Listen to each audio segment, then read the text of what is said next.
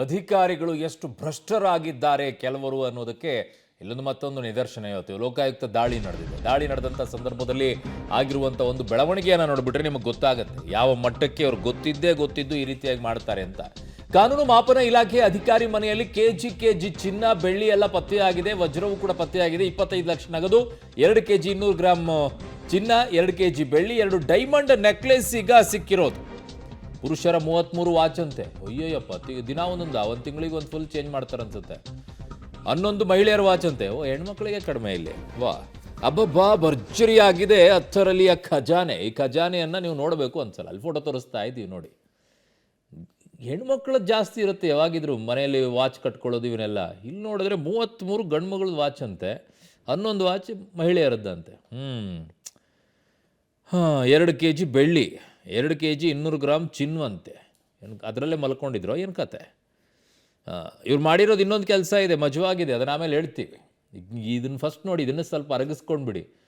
ನಾವು ಕಟ್ಟುವಂಥ ದುಡ್ಡನ್ನು ಯಾವ್ಯಾವ ರೀತಿಯಾಗಿ ಲೂಟಿ ಹೊಡ್ಕೊಂಡು ಆಸ್ತಿ ಮಾಡ್ಕೊಳ್ತಾರೆ ಅಂತ ಹೇಳಿ ಗೊತ್ತಿಲ್ಲ. ಇದನ್ನು ಕೂಡ ಆಗಬೇಕೀಗ, ಅದು ಕ್ಲಿಯರು. ಈಗ ಲೋಕಾಯುಕ್ತ ದಾಳಿಯಲ್ಲಿ ಸಿಕ್ಬಿಟ್ಟಿದೆ. ಸಿಕ್ಕಿದ ಮಾತ್ರಕ್ಕೆ ಅವ್ರೇನು ಇಲ್ವೇ ಇಲ್ಲ ಅಂತ, ಅವ್ರೇನು ಭ್ರಷ್ಟಾಚಾರ ಮಾಡಿದ್ದಾರೆ ಅಂತಲ್ಲ.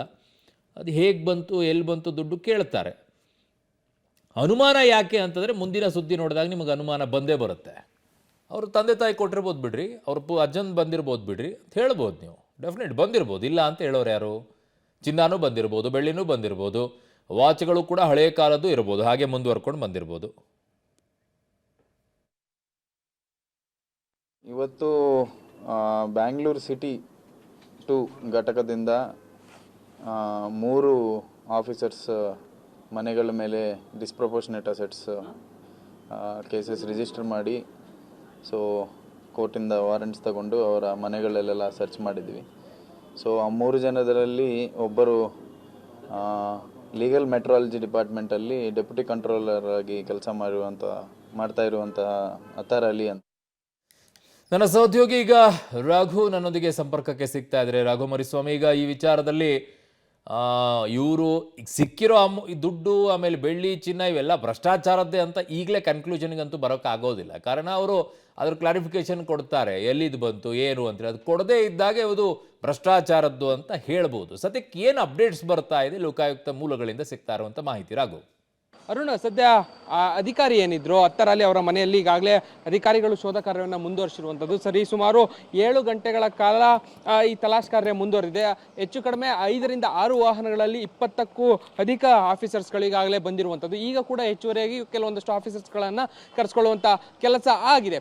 ಈಗ ಕೊನೆ ಹಂತಕ್ಕೆ ಶೋಧ ಕಾರ್ಯ ಬಂದಿರುವಂಥದ್ದು. ಮುಖ್ಯವಾಗಿ ಕೊನೆಯ ಹಂತದ ಪ್ರೊಸೀಜರ್ಗಳೇನಿದೆ, ಆ ಲೆಕ್ಕ ಪರಿಶೋಧನೆ ಮಾಡ್ತಾ ಇರುವಂಥದ್ದು ಏನೇನಿದೆ ಎಲ್ಲವನ್ನು ಕೂಡ ನೀಟಾಗಿ ಮಹಜರು ರೀತಿಯಲ್ಲಿ ಮಾಡಿ ಅದರೆಲ್ಲವನ್ನು ಕೂಡ ಮುಗಿಸುವಂತ ಕೆಲಸವನ್ನ ಮಾಡ್ತಾ ಇದ್ದಾರೆ. ಬಹಳ ಪ್ರಮುಖವಾಗಿ ಅಕ್ಕಪಕ್ಕದಲ್ಲೂ ಕೂಡ ಒಂದಷ್ಟು ಪಂಚನಾಮೆಯನ್ನ ಮಾಡಿಸ್ಕೊಳ್ಳುವಂತ ಕೆಲಸವನ್ನ ಅಧಿಕಾರಿಗಳು ಮಾಡಿದ್ರು. ಈಗ ಕೊನೆಯ ಹಂತದ ಏನೆಲ್ಲ ವಸ್ತುಗಳು ಸಿಕ್ಕಿದೆ ಅವೆಲ್ಲವನ್ನ ಕೂಡ ಮತ್ತೊಮ್ಮೆ ಅಕ್ಕಸಾಲಿಗರನ್ನ ಕರೆದುಕೊಂಡು ಬರೋದ್ರ ಮುಖಾಂತರವಾಗಿ ಚಿನ್ನ ಎಷ್ಟಿದೆ, ಜೊತೆಗೆ ಬೆಳ್ಳಿ ಸಿಕ್ಕಿರುವಂತಹ ವಜ್ರದ ಆಭರಣಗಳು ಎಲ್ಲವನ್ನ ಕೂಡ ಮತ್ತೊಮ್ಮೆ ಲೆಕ್ಕ ಹಾಕುವಂತ ಕೆಲಸವನ್ನ ಆರಂಭ ಮಾಡಿರುವಂಥದ್ದು. ಯಾಕಂದ್ರೆ ಕಡಿಮೆ ಮೊತ್ತದ ಇಲ್ಲೇನು ಸಿಕ್ಕಿಲ್ಲ. ಯಾಕಂದ್ರೆ ದೊಡ್ಡ ಮಟ್ಟದಲ್ಲಿ ಒಂದ್ ಕಡೆ ಹಾರ್ಡ್ ಕ್ಯಾಶ್ 25 ಲಕ್ಷ ಹಾರ್ಡ್ ಕ್ಯಾಶ್ ಸಿಕ್ಕಿರುವಂಥದ್ದು. ಅದೇ ರೀತಿ 2 ಕೆಜಿ ಚಿನ್ನ, 2 ಕೆಜಿ ಬೆಳ್ಳಿ ಸಿಕ್ಕಿದೆ. ಸೊ ಈ ಎಲ್ಲವನ್ನ ಕೂಡ ಮತ್ತೊಮ್ಮೆ ಲೆಕ್ಕವನ್ನ ಮಾಡಬೇಕು ಅನ್ನುವಂಥ ಕಾರಣಕ್ಕಾಗಿ ಹೆಚ್ಚುವರಿಯಾಗಿ ಸಿಬ್ಬಂದಿಯನ್ನ ಕರೆಸ್ಕೊಳ್ಳೋದ್ರ ಮುಖಾಂತರವಾಗಿ ಇಲ್ಲಿ ಏನೆಲ್ಲ ದಾಖಲೆಗಳು ಸಿಕ್ಕಿದೆ, ಜೊತೆಗೆ ಅದಕ್ಕೆ ಸಂಬಂಧಪಟ್ಟಂತೆ ಏನೆಲ್ಲ ಚಿನ್ನಾಭರಣಗಳು ನಗದು ಸಿಕ್ಕಿದೆ ಅವೆಲ್ಲವನ್ನ ಕೂಡ ಮತ್ತೊಮ್ಮೆ ಪರಿಶೀಲನೆ ಮಾಡುವಂತ ಕೆಲಸವನ್ನ ಸದ್ಯ ಅಧಿಕಾರಿಗಳ ತಂಡ ಮಾಡ್ತಾ ಇದೆ. ಸದ್ಯ ಕೊನೆಯ ಹಂತಕ್ಕೆ ಬಂದಿದೆ. ಇನ್ನೊಂದು 1.5 ಗಂಟೆ ಅಥವಾ 2 ಗಂಟೆಯಲ್ಲಿ ಕಂಪ್ಲೀಟ್ ಆದಂತಹ ತಲಾಶ್ ಕಾರ್ಯ ಮುಕ್ತಾಯ ಆಗುತ್ತೆ. ಆ ಮುಕ್ತಾಯ ಆದ ನಂತರದಲ್ಲಿ ಕಂಪ್ಲೀಟ್ ಪಿಕ್ಚರ್ ಅಂದ್ರೆ ಎಷ್ಟು ಏನು ಅಂದ್ರೆ ಸಿಕ್ಕಿರುವಂತಹ ಹಣ ಏನಿದೆ, ಅದ್ರ ಜೊತೆಗೆ ಸಿಕ್ಕಿರುವಂತಹ ದಾಖಲೆಗಳು ಏನು ಎಲ್ಲವೋ ಅನ್ನುವಂಥದ್ದು ಸ್ಪಷ್ಟವಾಗಿ ಗೊತ್ತಾಗುತ್ತೆ. ಅವರ ಸಮ್ಮುಖದಲ್ಲಿ ಗಮನಿಸ್ತಾ ಇದ್ದೀರಿ ಅವರ ಮನೆಯ ಬಾಗಿಲಿನ ದೃಶ್ಯಾವಳಿಗಳು. ಆ ಹಾಲ್ ಏನಿದೆ ಆ ಹಾಲ್ನಲ್ಲೇ ಅತ್ತರಲ್ಲಿ ಜೊತೆಗೆ ಅವರ ಕುಟುಂಬಸ್ಥರ ಸಮ್ಮುಖದಲ್ಲೇ ಈಗಾಗಲೇ ಏನೆಲ್ಲ ವಶಕ್ಕೆ ಪಡೆದಿದ್ದಾರೆ ಅವೆಲ್ಲವನ್ನ ಕೂಡ ಪರಿಶೀಲನೆ ಮಾಡುವಂತ ಕೆಲಸವನ್ನ ಅಧಿಕಾರಿಗಳ ತಂಡ ಅಂದ್ರೆ ಲೋಕಾಯುಕ್ತ ಅಧಿಕಾರಿಗಳ ತಂಡ ಮಾಡ್ತಾ ಇದೆ. ಇನ್ನೊಂದು 1.5 ಗಂಟೆ ಅಥವಾ 2 ಗಂಟೆಯಲ್ಲಿ ಕಂಪ್ಲೀಟ್ ಆದಂತ ಪಿಕ್ಚರ್ ಅಂದ್ರೆ ಎಷ್ಟಿದೆ ಏನು ಅನ್ನೋಂಥದ್ದು ಸ್ಪಷ್ಟವಾಗಿ ಗೊತ್ತಾಗುತ್ತೆ. ಅರುಣ್. ಓಕೆ ರಘು, ನಿಮ್ಮೆಲ್ಲ ಮಾಹಿತಿಗೆ ಧನ್ಯವಾದಗಳು. ಸೊ ಇದು ಅವರ ಮನೆಯಲ್ಲಿ ಸಿಕ್ಕಿರುವಂತಹ ಚಿನ್ನ, ಬೆಳ್ಳಿ, ದುಡ್ಡು, ವಜ್ರ, ವಾಚ್ಗಳು ಇವೆಲ್ಲವೂ ಕೂಡ ಇದೆ. ನಮಗೆ ಪ್ರಶ್ನೆ ಕಾಡ್ತಾ ಇದ್ದಿದ್ದು ಯಾಕೆ ಅನುಮಾನ ಬರ್ತಾ ಇತ್ತು ಅಂತಂದ್ರೆ ಇದಕ್ಕೆ ಅದ್ಯಾವುದು ಭ್ರಷ್ಟಾಚಾರದಲ್ಲ ಅನ್ನುವಂಥದ್ದಾಗಿದ್ದಿದ್ರೆ ಪಕ್ಕದ ಮನೆಗೆ ಹಣ ಮತ್ತು ಚಿನ್ನದ ಬ್ಯಾಗ್ ಅನ್ನ ಯಾಕೆ ಎಸೆದ್ರು? ಕಿಟಕಿ ಮೂಲಕ ಪಕ್ಕದ ಮನೆಗೆ ಬ್ಯಾಗ್ ಅನ್ನ 10ರಲ್ಲಿ ಮಗಳು ಎಸಿದ್ದಾರೆ.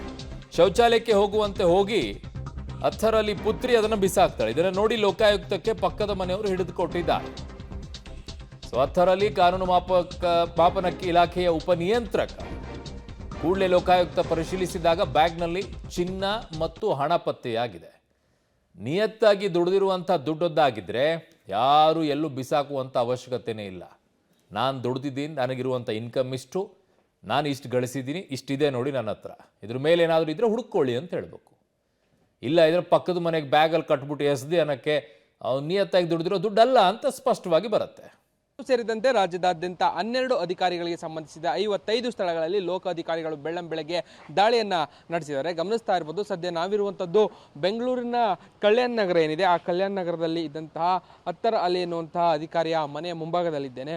ಹತ್ತರ ಅಲಿ ಕಾನೂನು ಮಾಪನ ಇಲಾಖೆಯ ಉಪನಿಯಂತ್ರಕ ಅಧಿಕಾರಿಯಾಗಿದ್ದರು. ಅನೇಕ ದೂರುಗಳು ಬಂದ ಹಿನ್ನೆಲೆಯಲ್ಲಿ ಇವತ್ತು ಬೆಳ್ಳಂಬೆಳಗ್ಗೆ 5:30ಕ್ಕೆ ಅವರ ಮನೆ ಮೇಲೆ 15ಕ್ಕೂ ಹೆಚ್ಚು ಅಧಿಕಾರಿಗಳ ತಂಡ ದಾಳಿಯನ್ನು ನಡೆಸಿರುವಂಥದ್ದು. ಪ್ರಮುಖವಾಗಿ ಈಗಾಗಲೇ ದಾಳಿಗೆ ಸಂಬಂಧಪಟ್ಟಂತೆ ಒಂದಷ್ಟು ಮಾತ್ರ ದಾಖಲೆಗಳನ್ನು ವಶಕ್ಕೆ ಪಡೆದಿರುವಂಥ ಅಧಿಕಾರಿಗಳು ಅವುಗಳ ಪರಿಶೀಲನೆಯನ್ನು ಮಾಡುವಂಥ ಕೆಲಸವನ್ನು ಮಾಡ್ತಾ ಇದ್ದಾರೆ. ಬೆಳಗ್ಗೆ 5:30ಕ್ಕೆ ಮನೆಗೆ ಬಂದಂಥ ಅಧಿಕಾರಿಗಳು ನಿದ್ದೆಯಲ್ಲಿದ್ದಂತಹ ಅಧಿಕಾರಿಗಳ ಭ್ರಷ್ಟ ಅಧಿಕಾರಿ ಏನಿರ್ತಾರೆ, ಅಂದರೆ ಯಾರ ಮೇಲೆ ದೂರು ಬಂದಿರ್ತಿದೆ ಆ ಅಧಿಕಾರಿ ಏನಿರ್ತಾರೆ, ಆ ಅಧಿಕಾರಿಯನ್ನು ಎಬ್ಸೋದ್ರ ಮುಖಾಂತರವಾಗಿ ಅವರ ಮನೆಯಲ್ಲಿದ್ದಂಥ ಒಂದಷ್ಟು ಮಹತ್ತರ ದಾಖಲೆಗಳನ್ನು ವಶಕ್ಕೆ ಪಡೆಯುವಂಥ ಕೆಲಸಗಳಾಗಿದೆ. ಈಗಾಗಲೇ ರಾಜ್ಯದಾದ್ಯಂತ ದಾಳಿ ಮುಂದುವರೆದಿರುವಂಥದ್ದು. ಅನೇಕ ಕಡೆಗಳಲ್ಲಿ ಅನೇಕ ದಾಖಲೆಗಳನ್ನು ವಶಕ್ಕೆ ಪಡೆದುಕೊಂಡು ಸಂಬಂಧಪಟ್ಟಂತೆ ಯಾವೆಲ್ಲ ದೂರುಗಳು ಬಂದಿದ್ವು, ಜೊತೆಗೆ ಅಕ್ರಮ ಹಣಗಳಿಕೆ ಸೇರಿದಂತೆ ಒಂದಷ್ಟು ದೂರುಗಳು ಏನು ದಾಖಲಾಗಿದ್ದು ಆ ದೂರಿನ ಅನ್ವಯ ಈಗಾಗಲೇ ಪರಿಶೀಲನೆಯನ್ನು ಮಾಡ್ತಾ ಇರುವಂಥದ್ದು. 15ಕ್ಕೂ ಹೆಚ್ಚು ಅಧಿಕಾರಿಗಳ ತಂಡ ಬಂದಿದೆ. 4ಕ್ಕೂ ಹೆಚ್ಚು ವಾಹನಗಳಲ್ಲಿ ಬೆಳ್ಳಂಬೆಳಗ್ಗೆ 5:30ಕ್ಕೆ ಬಂದಂಥ ಅಧಿಕಾರಿಗಳು ಪರಿಶೀಲನೆಯನ್ನು ನಡೆಸ್ತಾ ಇರುವಂಥದ್ದು. ಅಂದರೆ 5:30ರಿಂದ ಸರಿಸುಮಾರು ಇಲ್ಲಿ ತನಕ ಒಂದು 5-5:30 ಗಂಟೆಗಳ ಕಾಲ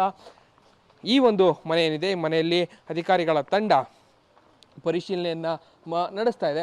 ಭಾಳ ಪ್ರಮುಖವಾಗಿ ಈ ಮನೆಯಲ್ಲಿ ಇದ್ದಂಥ ಪ್ರಮುಖ ದಾಖಲೆಗಳು ಎಲ್ಲವನ್ನು ಕೂಡ ಈಗಾಗಲೇ ವಶಕ್ಕೆ ಪಡೆದಿರುವಂಥದ್ದು. ಇನ್ನು ಮುಖ್ಯವಾಗಿ ಅದರ ಪಕ್ಕದಲ್ಲೇ ಇದ್ದಂಥ ಮತ್ತೊಂದು ಮನೆಯಲ್ಲೂ ಕೂಡ ಅಧಿಕಾರಿಗಳು ಭೇಟಿಯನ್ನು ನೀಡಿ ಪರಿಶೀಲನೆಯನ್ನು ಮಾಡ್ತಾ ಇರುವಂತಹ ದೃಶ್ಯಾವಳಿಗಳನ್ನು ನೀವು ಗಮನಿಸ್ತಾ ಇದ್ದೀರಿ. ಕಾರಣ ಹತ್ತರ ಅಲಿ ಅವರ ಮನೆ ಏನಿದೆ, ಆ ಮನೆಯ ಗೋಡೆಗೆ ಪಕ್ಕದಲ್ಲೇ ಇರುವಂಥ ಕಿಟಕಿ ಒಂದರಲ್ಲಿ ಒಂದಷ್ಟು ದಾಖಲೆಗಳನ್ನು ಇಟ್ಟಿದ್ರು ಅನ್ನುವಂಥ ಕಾರಣಕ್ಕಾಗಿ ಆ ಮನೆಯನ್ನು ಕೂಡ ಪರಿಶೀಲನೆಗೆ ಈಗ ಮುಂದಾಗ್ತಾ ಇರ್ಬೋದು. ಗಮನಿಸ್ತಾ ಇದ್ದೀರಿ, ಅಲ್ಲಿ ಮೇಲೆ ಗೋಡೆಯ ಮೇಲ್ಭಾಗದಲ್ಲಿ ನೇರವಾಗಿ ಕಿಟಕಿ ಒಂದು ಪಕ್ಕದ ಒಂದು ಬಿಲ್ಡಿಂಗ್ ಏನಿದೆ ಅದಕ್ಕೆ ಕನೆಕ್ಟ್ ಆಗಿದೆ. ಅಲ್ಲಿಯೂ ಕೂಡ ಒಂದಷ್ಟು ದಾಖಲೆಗಳು ಸಿಕ್ಕಿದೆ ಅನ್ನುವಂಥ ಮಾಹಿತಿ ಇದೆ. ಈಗಾಗಲೇ ದಾಖಲೆಗಳನ್ನು ಕೂಡ ವಶಕ್ಕೆ ಪಡೆದುಕೊಂಡು ಹತ್ತರ ಅಲಿ ಮನೆಗೆ ತೆಗೆದುಕೊಂಡು ಬಂದು ಅದರ ಪರಿಶೀಲನೆಯನ್ನು ಮಾಡುವಂಥ ಕೆಲಸವನ್ನು ಕೂಡ ಅಧಿಕಾರಿಗಳ ತಂಡ ಮಾಡ್ತಾ ಇದೆ. ಸೊ ಈಗಾಗಲೇ ರಾಜ್ಯದ ಹಲವು ಕಡೆಗಳಲ್ಲಿ ದಾಳಿಯನ್ನು ಮುಂದುವರಿಸಿರುವಂಥದ್ದು. ದಾಳಿಗೆ ಸಂಬಂಧಪಟ್ಟಂತೆ ಒಂದಷ್ಟು ಮಹತ್ತರ ದಾಖಲೆಗಳನ್ನು ಕೂಡ ವಶಕ್ಕೆ ಪಡೆಯುವಂಥ ಕೆಲಸಗಳಾಗಿದೆ.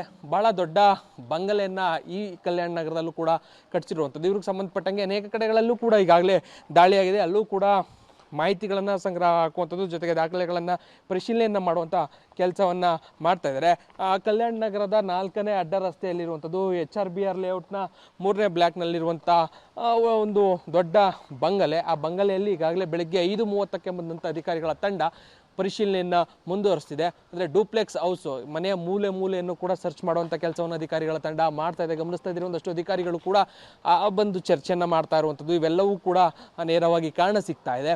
ಒಟ್ಟಿನಲ್ಲಿ ದಾಳಿಯ ಪ್ರಮುಖವಾದ ಅಂಶ ಏನಿದೆ, ಏನೆಲ್ಲ ದೂರುಗಳು ದಾಖಲಾಗಿದ್ದು ಅದಕ್ಕೆ ಸಂಬಂಧಪಟ್ಟಂತೆ ದಾಖಲೆಗಳನ್ನು ತೆಗೆಯುವಂಥದ್ದು ಅಥವಾ ಅಕ್ರಮ ಹಣ ಈ ರೀತಿಯಾದಂಥ ಸಂಪಾದನೆ ಆಗಿದ್ರೆ ಅಂಥವುಗಳನ್ನು ಹೊರ ಎಳೆಯುವಂಥ ನಿಟ್ಟಿನಲ್ಲಿ ಸದ್ಯ ಅಧಿಕಾರಿಗಳ ತಂಡ ದಾಖಲೆಗಳನ್ನು ಪರಿಶೀಲನೆ ಮಾಡೋದ್ರ ಮುಖಾಂತರವಾಗಿ ಕಾರ್ಯದಲ್ಲಿ ಮುಂದುವರೆದಿದ್ದಾರೆ. ಕಾದು ನೋಡಬೇಕಿದೆ ಇನ್ನು ಎಷ್ಟೊತ್ತು ಈ ಒಂದು ರೈಡ್ ತಲಾಶ್ ಮುಂದುವರಿಯುತ್ತೆ, ಏನೆಲ್ಲ ಮಾಹಿತಿಗಳು ಏನೆಲ್ಲ ದಾಖಲೆಗಳು ಸಿಗುತ್ತೆ ಅನ್ನೋದನ್ನು ಕಾದು ನೋಡಬೇಕಿದೆ. ಕ್ಯಾಮ್ರಾ ಪರ್ಸನ್ ರವಿ ಜೊತೆ ರಾಘು ಮರಿಸ್ವಾಮಿ, ಪಬ್ಲಿಕ್ ಟಿವಿ, ಬೆಂಗಳೂರು. ತಂದೆ ತಾನು ಕೆಡೋದಲ್ಲದೆ ಮಕ್ಕಳನ್ನು ಕೆಡಿಸಿದ ಅಂತಾರಲ್ಲ, ಹಂಗಾಗೋಯ್ತು ಇಲ್ಲಿ ಪರಿಸ್ಥಿತಿ. ಮಗಳ ಕೈಯಲ್ಲಿ ಬ್ಯಾಗನ್ನು ಆಚೆಗೆ ಚಿನ್ನದ ಎಗ್ಸಿರೋದು, ಭ್ರಷ್ಟಾಚಾರ ಮಾಡಿದ್ದಾರೆ ಅನ್ನುವಂಥದ್ದಕ್ಕೆ ಸಾಕ್ಷಿ ಇದಕ್ಕಿಂತಲೂ ಇನ್ನೇನಿರಬೇಕಲ್ಲಿ. ಮಗಳ ಕೈಯಲ್ಲೂ ಆಚೆ ಎಸಿತಾರೆ ಅಂದರೆ ಮಕ್ಕಳನ್ನು ಅದೇ ರೀತಿಯಾಗಿ ದಾರಿ ತಪ್ಪಿಸಿದ್ದಾರೆ ಅಂತಲೇ ಅರ್ಥ ಅಲ್ವಾ ಅದರದ್ದು.